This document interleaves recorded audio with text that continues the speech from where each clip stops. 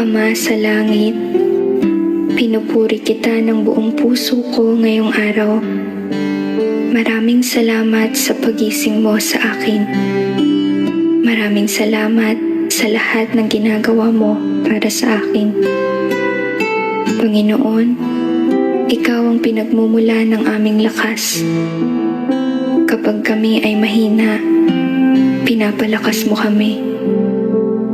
Kapag kami ay bumabagsak at nanghihina, ang iyong makapangyarihang kamay ay iniaangat kami at pinapanumbalik ang aming lakas upang kami ay pumailang lang tulad ng mga agila. Salamat po, Diyos ko. Naway ipagpatuloy mo po na manatiling ligtas kami ngayong araw at punuin kami ng iyong biyaya at pagmamahal.